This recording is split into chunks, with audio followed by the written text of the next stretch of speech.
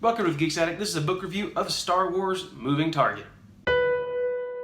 Star Wars Moving Target, A Princess Leia Adventure was written by Cecil Castellucci and Jason Fry. It's a junior novel that was published by Disney Lucasfilm Press as part of the Journey to the Force Awakens back before The Force Awakens was released. And now for a brief summary.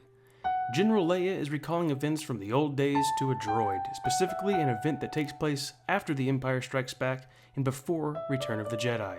The Rebel Alliance has obtained important information. The intelligence is actually so important it's kept classified among the Alliance High Command. The Empire is constructing a new Death Star. Leia comes up with a plan to distract the Empire, while the Alliance can regroup and prepare for a massive assault on the new Death Star. Leia wants to lead a decoy mission on the opposite side of the galaxy. The plan is to place recruitment beacons on various worlds with codes that will attract the Empire. The Alliance Command approves the mission, calling it Operation Yellow Moon.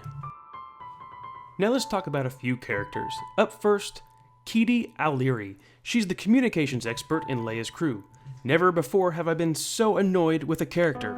Well, maybe a few. She's on par with a few others. She's the Jar Jar Binks of the prequels, the Mr. Bones of the Aftermath trilogy. She's smart when it comes to remembering codes, but she's the most ignorant, sensitive space hippie in the galaxy. She's so surprised that people actually die in war. She's so stupid. I was just waiting for someone to dispose of this character through an airlock. Up next is Princess Leia Organa. I'm really starting to think that only one author should be allowed to write for Leia. She's written in this book like she has been in a few others, even in the Legends canon, a mean, bitchy, all-about-herself princess. Leia gives classified information to her team. She wasn't supposed to do that. And now for my overall thoughts. A quick read does not mean a good read, or even a decent read. I thought the best thing about this book were the planet descriptions. The snowy mountain planet, the tropical planet with the giant lily pads that spaceships land on.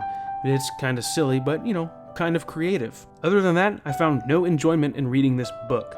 The characters are boring and irritating. I'm frustrated with the misuse of certain characters, like Princess Leia. Now, the mission that Leia and her team go on, Operation Yellow Moon, doesn't really make sense for the movie timeline. This takes place between The Empire Strikes Back and Return of the Jedi, but, Return of the Jedi happens, and it's a completely different story. You find out later on in the movie that they've obtained the information from Bothans, and everybody's all emotional.